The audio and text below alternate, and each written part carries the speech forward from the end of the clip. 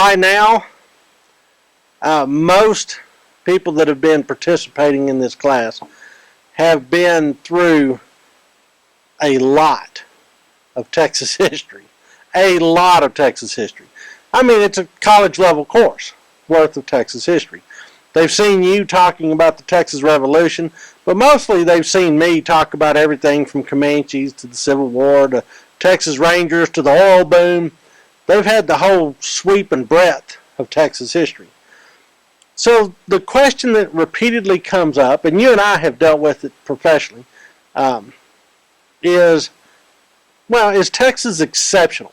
Is Texas a unique and interesting expression of some sort of American experience, or is it just another part of the United States, and in some ways kind of a seedy part at that?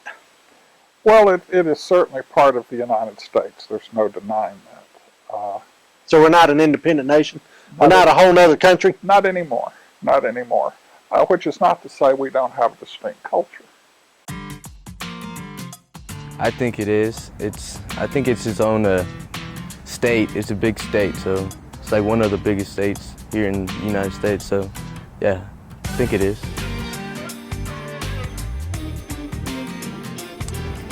I think the environment and like the people, I think that's what makes it the best.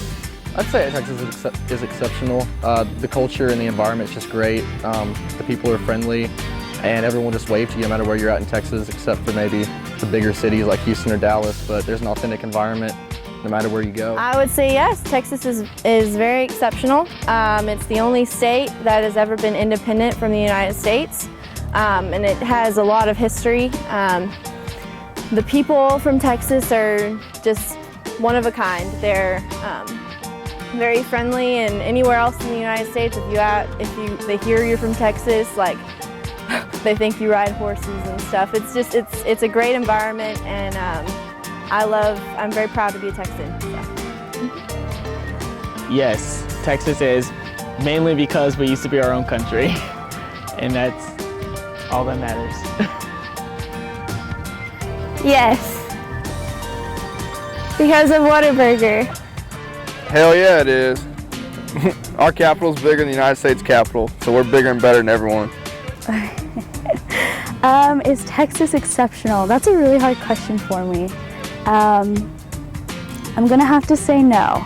Just because we're the largest state doesn't mean we're exceptional to any other state or anything. So, no.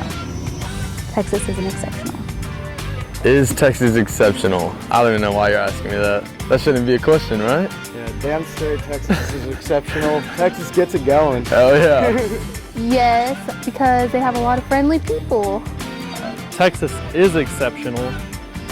I think someone will be hard-pressed to find any other state that could compete economically, agriculturally, technologically with our state.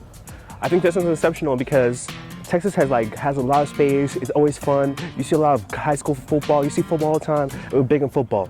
And with Texas, go Texas. I love the food. Everything, just food in general. It's the best thing.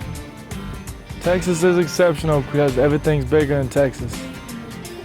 I don't have a good reason. Oh, Texas is exceptional because, I don't know. Because it's pretty. It's exceptional because it's got a beautiful place to live and beautiful women. Texas is exceptional because we have the best high school football in the nation.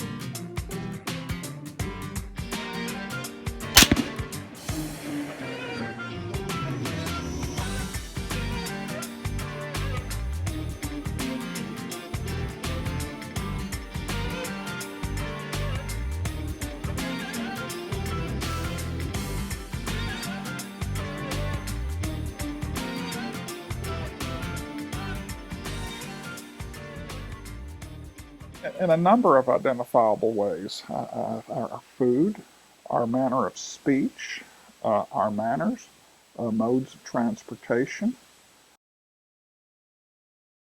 Conversely, when Texans go out of state, I was up in New York one time. New York City. New York City, and when we went into what we were told was a very fine delicatessen. And waitress came up and said, "What do you want?"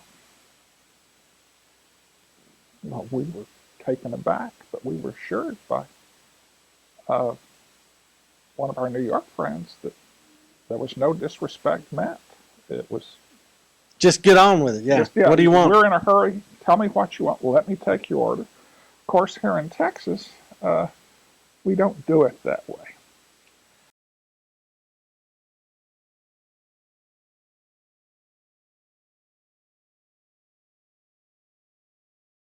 So where does this come from? I mean, is this a result of the sweep and scope of Texas history?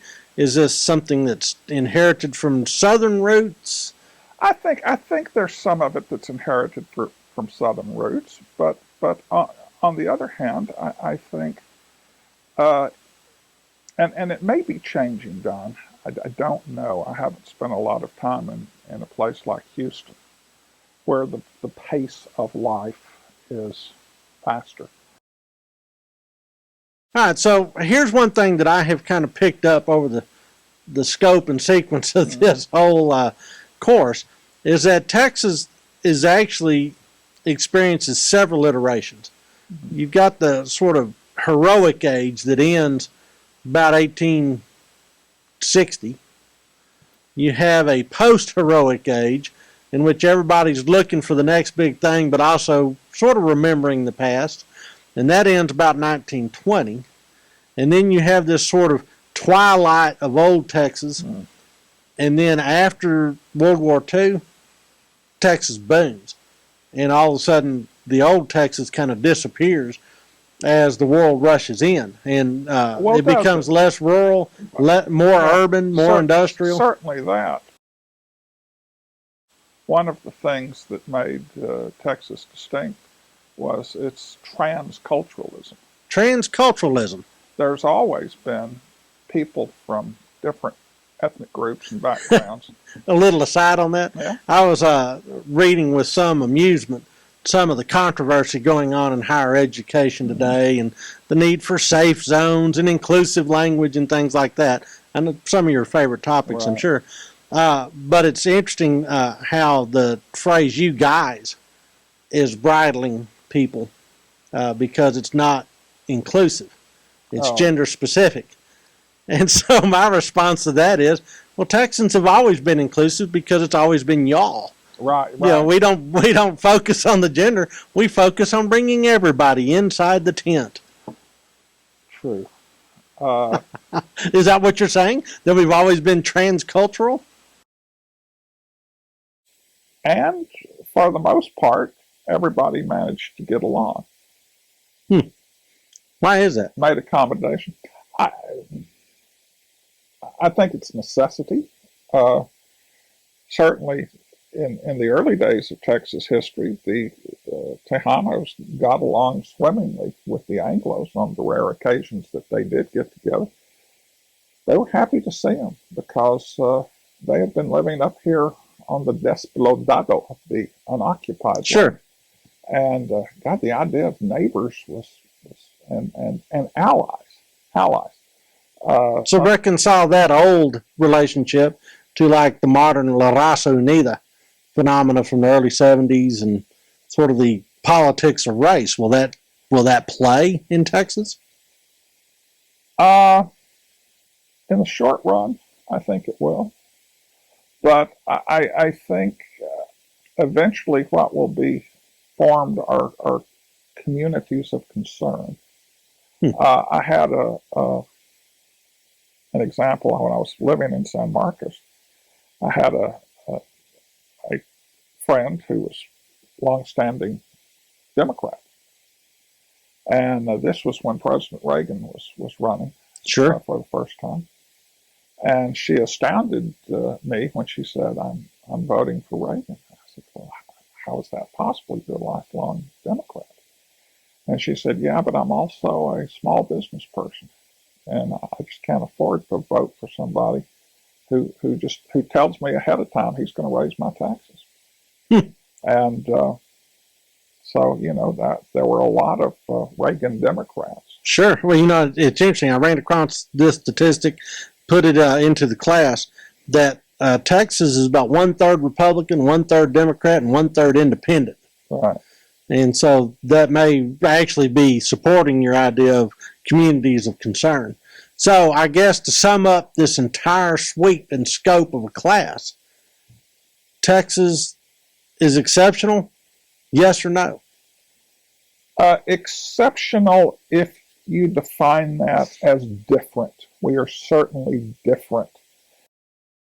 I tell my students to understand how different Texas really is. You need to visit someplace else.